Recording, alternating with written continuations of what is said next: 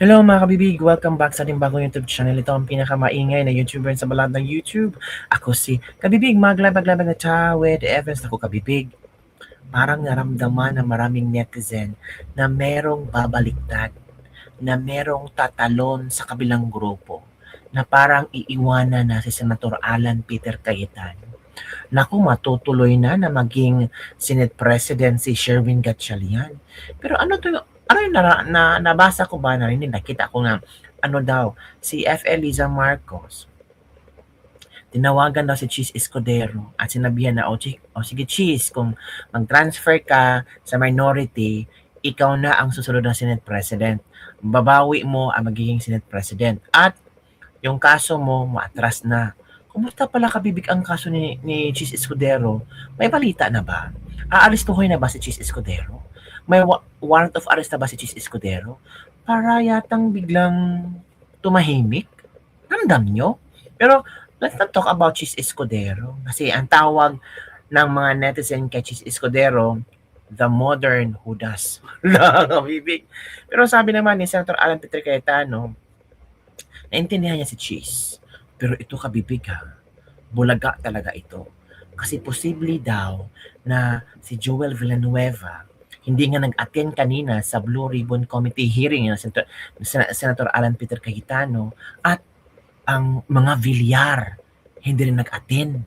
Pero ramdam daw ng mga netizen itong si Senator Joel Villanueva ang posibleng tatalon sa kabilang grupo at iiwan na si Senator Alan Peter Cayetano. Naku, paano yan kabibi? At merong pasabog si Senator Loren Legarda. Kasi nakausap ni Senator Loren Legarda si John Vic Remulla. Si John Vic kasi nagpunta sa Senado. Pero ito kabibiga, i-share ko lang sa inyo ang aking nabasa. Ito na ay puro mga kuro-kuro at opinion ng mga netizen. Ito i-share ko sa inyo kabibiga. Ito kasi ang kailan napansin. Ito ha. Wait muna kabibig. Refresh ko muna para makita talaga natin ang mga katotohanan. Ito Wait muna. Ito kabibig.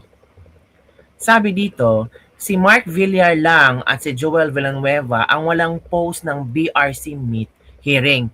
This is telling. Ito, si Senator Camille nag-post about sa Blue Ribbon Committee hearing. Si Senator Amy nag-post. Loren Legarda nag-post. Senator Bato de la Rosa nag-post. Bongo nag-post. Alan Peter Cayetano nag-post siya. Ruben Padilla nag-post about Blue Ribbon Committee. Si Jinggoy Estrada kahit nag-post siya. Wala maski si Mark Villar at saka si Joel Villanueva. Napag-isip-isip ng mga netizen, baka totoo talaga na itong dalawang to ay tatalon sa kabilang grupo. Hala ka. Totoo kaya ito kabibig? Ano sa palagay? Anong pakiramdam nyo?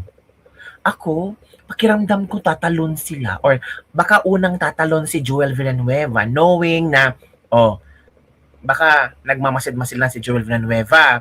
Nang tumalon si Cheese Escudero, nagmasid-masid siya kung ano ang reaction ng Malacanang at ng NBI at ng Sandigang Bayan kasi 'di ba? Plano ng arestuhin si Cheese. Ngayon biglang nawala, biglang parang bula na lang.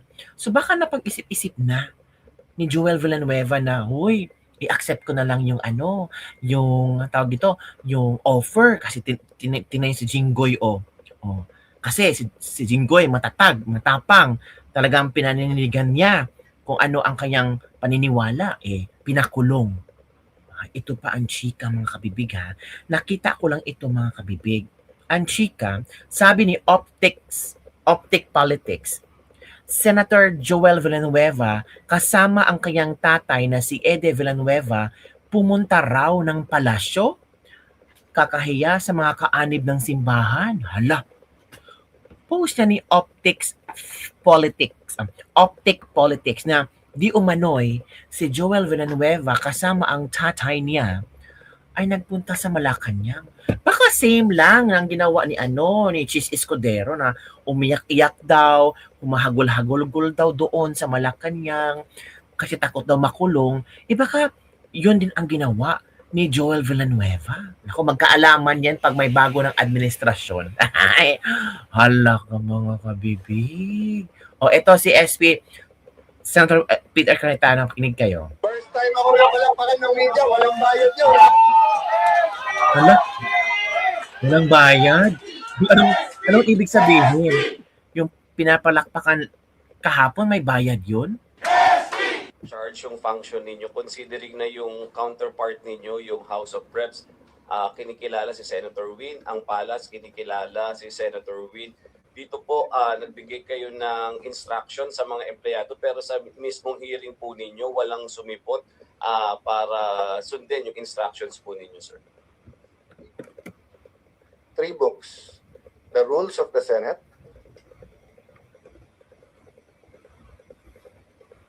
the Philippine Constitution, and mawalang galang sa mga hindi nating ka-religion na mga Christian, the Bible.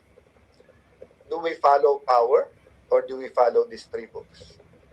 And yung pagsunod ng House of Representatives at saka ng Malacanang, obvious na play nila yon, diba? So yung mga empleyado, give them time over the weekend pag-isipan, pero hindi madali sa kanila kasi livelihood nila at career nila at stake. At alam mo naman, Pilipino, we have a notion of utang na loob. So kung nagpasok sa kanila ay si Senator Coco, Senator Drilon, etc., lumalabas sa... Actually, sabi nila pagka si Alan Cayetano hindi unifier, di ba? Di totoo yun, ha? Kita mo, lahat sila, Marcos na rin, eh. Nagkaisa sila doon. Tama. Marcos na rin sila. Yung kaliwa, yung mga dilaw, yung mga pink, yung mga dating aktivista, yung mga dito. Kampi-kampi na ngayon sila sa Malacanang. So napagkaisa pa. So hindi totoo na hindi ako unifier. Tama, may punto. Thank you. Oh, kahit first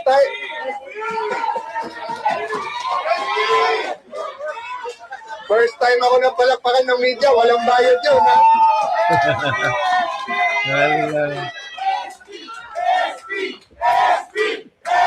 Nako, delikado itong si Senator Alan Peter Cayetano. Baka ito ang kukunin ni VP Sara na maging vice presidente niya sa 2028. Kasi nakikita na ng mga tao kung gaano siya katatag, gaano siya ka-firm sa kanyang mga desisyon. Ito ang komento ng ating mga netizen. No wonder kung bakit siya kinuhang running mate ni PRRD noon. Kain suka kasi ang mga aso. Good job, Senator Alan. Mabuhay ang Pilipinas. Unifier si SP Alan Cayetano sa the legitimate Senate President. Baka maging presidente pa yan, si Senator Alan daw. Pero gusto ko vice presidente siya ni VP Sara. Parang magkakasundo sila. Parang maganda ang matching, di ba? Sara Duterte, Cayetano, baka this time manalo na, di ba? Di ba? Malaking correct, unipink na ngayon. Tama, unified na sila ngayon, di ba? Basta natin yung baka maging presidente yan, basta natin.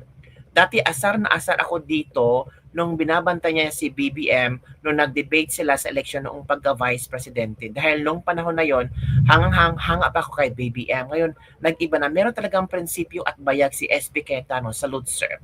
Pwede rin maging pangulo yan. Iba talaga yung ginagamit ng utak, konsensya at panindigan. Yes, kung talagang ma-impeach si BP Sara, wag naman sana. Gusto ko si SPAPC tatakbong presidente sa 2028. Pwede, pero di siya hahabol. Feeling ko hindi siya kakalabanin si VP Sara Duterte. Walang masama. Kesa naman si Risa or si Raffy Tulfo. Duterte Cayetano, ako noong 2016. Kung si Tatay Diggs na nga, kinuha siya as VP, pero for sure, hindi yan tatapatan ni VP Inday. VP dahil naulot siya noong 2016 running mate ni PRRDO, di ba? Pwede maging VP si Senator Alan Peter Cayetano. Pero balikan natin itong di umano si Joel Villanueva kasi ito daw di umano ang posibleng nangyari kay Chis Escudero. Chika-chika lang sa mga kapitbahay nating mga Marites na baka posibleng mangyari kay Joel Villanueva. Okay, sa mga na-surprise dyan at nagtaka bakit biglang nag-appear ang kaluluwa ni Cheese Escudero sa Senado today, ito na yung explanation niya. Sabi niya, "This is not a political contest. I am not taking sides. I am taking a stand for the Senate. My allegiance is not to any faction, personality, group, or alliance. This is not about loyalty, betrayal, or choosing one group over the other. This is about duty." So yung pagpasok niya daw kanina sa Senado, ginagampanan niya lang daw yung tungkulin niya bilang senador, which completely made sense, 'di ba? Kasi tama naman talaga na as a senator, you really need to work. You really need to be present sa Senate and participate sa plenary sessions at iba pang mga activities na ginagawa ng Senado, okay? Pero Cheese, prior to you appearing before the Senate session today, there are floating pieces of information telling the Filipino people na tinawagan ka daw ng First Lady and pinangakuan na ikaw daw ang susunod na Senate President. So ang tanong ko ngayon is that true? Tama ba, Cheese, na tinawagan ka? Pwede bang gumawa ka din ng statement categorically denying this floating information about the First Lady calling or promising you to get the Senate presidency? Also, ang deal breaker mo daw, Cheese, ay yung mga kaso mo that this administration is willing to drop the cases filed against you if papasok ka or lilipat ka sa minority group. Tama ba? Ang pagtatanong po ay hindi fake news. So wag mo akong kasuhan for libel because I'm just asking question para malaman ko naman whether or not these pieces of information that are floating now are correct or it really happened. Please, Cheese, kasi anong tawag dyan? Parang nakaka-disappoint na bigla ka na lang lumutang from nowhere, from somewhere. Tapos yun na, bigla nagka-quorum and then of course, one of these days, magiging part ka na ng minority bloc. So yun, kabibig. Posible ba daw doon nangyari kay Cheese, mga kabibig? Ako si Cheese Garden. Pero alam nyo, kabibig, nagkausap si Senator Lauren Legarda at si John Vic Remulla. Sabi ni Senator Lauren, para daw iwas gulo, sabi dito, ipapalipat ko na lang isa sa amin. Woo! So, parang posibleng mangyari talaga na may isa na lilipat or baka dalawa para daw hindi na magkagulo-gulo. Ito, kabibig ha, share ko sa inyo ang video na kung saan nag-usap si Senator, ito.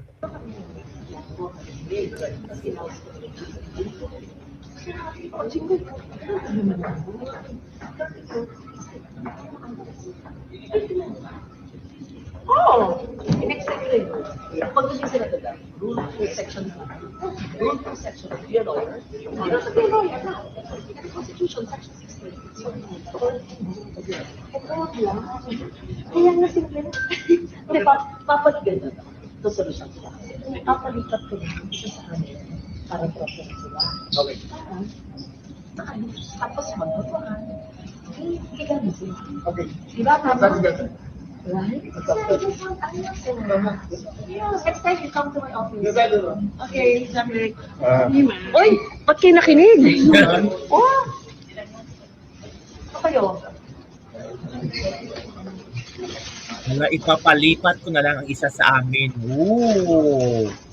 Intriguing! Intriguing yun. Palagi ng istorya, di ba? Yes, ma'am. Oo. Tagal mo na, ha? Yes, ma'am.